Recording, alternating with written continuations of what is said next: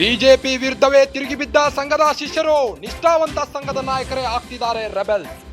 ಲೋಕಸಭೆ ಚುನಾವಣೆಯಲ್ಲಿ ಈಶ್ವರಪ್ಪ ಬಂಡಾಯವಿದ್ದಿದ್ದು ಈಗ ಪರಿಷತ್ ಚುನಾವಣೆಯಲ್ಲಿ ರಘುಪತಿ ಭಟ್ ಸಮರ ಸಾರಿದ್ದಾರೆ. ಈ ಹಿಂದೆ ಬಿಜೆಪಿ ವಿರುದ್ಧ ಸಮರ ಸಾರಿದ್ದ ಪುತ್ತೇಲ್ ಮುನಿಸಿಕೊಂಡು ಪಕ್ಷವನ್ನೇ ತೊರೆದಿದ್ದ ಜಗದೀಶ್ ಶೆಟ್ಟರ್ ನಿಷ್ಠರ ನಿಷ್ಠೆಯನ್ನು ಕಳೆದುಕೊಳ್ತಿದೆಯಾ ಬಿಜೆಪಿ? ರೆಬೆಲ್ ನಾಯಕರ ಬಗ್ಗೆ ಹೈಕಮಾಂಡ್ ಸಹ ಮೌನ ಮುರಿದಿದ್ದು ಹೈಕಮಾಂಡ್ ಡೋಂಟ್ ಕೇರ್ ವರ್ತನೆಯಿಂದ ರೆಬೆಲ್ಗಳ ಕಿಡಿಕಾರಿದ್ದಾರೆ. ಹೌದು, ಬಿಜೆಪಿಯಲ್ಲಿ ಮೊದಲಿನಿಂದ ಭಿನ್ನಾಭಿಪ್ರಾಯಗಳು ಇದ್ದೇ ಇವೆ. ಈಗಾಗಲೇ ಕೆಲವು ಘಟಾನುಘಟಿ ನಾಯಕರು ಬಹಿರಂಗವಾಗಿ ಪಕ್ಷದ ವಿರುದ್ಧ ಹರಿಹಾಯುತ್ತಿದ್ದಾರೆ. ಕೆಎಸ್ ಈಶ್ವರಪ್ಪ ಅವರು ಬಿಎಸ್ವೈ ಮತ್ತು ಅವರ ಮಕ್ಕಳ ವಿರುದ್ಧ ಸಮರ ಸಾರಿದ್ದಾರೆ. ಅರುಣ್ ಪುತಿಲ್ ಕೂಡ ಬಂಡೆದ್ದಿದ್ದಾರೆ. ಇದರ ಜೊತೆಗೆ ಬಹಳಷ್ಟು ಜನ ಪಕ್ಷದ ವಿರುದ್ಧ ಮಾತನಾಡುತ್ತಿದ್ದಾರೆ. ಇದೆಲ್ಲದರ ನಡುವೆ ಸಂಘದ ನಿಷ್ಠಾವಂತ ಕಾರ್ಯಕರ್ತ ರಘುಪತಿ ಭಟ್ ಬಂಡೆದ್ದಿದ್ದಾರೆ. ಎಷ್ಟೆಲ್ಲ ಆಗ್ತಿದ್ರೂ ಕೂಡ ಹೈಕಮಾಂಡ್ ಮಾತ್ರ ಸೈಲೆಂಟ್ ಆಗಿನೇ ಇದೆ. ಮುಂದಿನ ದಿನಗಳಲ್ಲಿ ಬಿಜೆಪಿಯಲ್ಲಿ ಯಾವ ರೀತಿಯಾದಂತಹ ಬದಲಾವಣೆ ಆಗುತ್ತೋ ಕಾದು ನೋಡಬೇಕಾಗಿದೆ.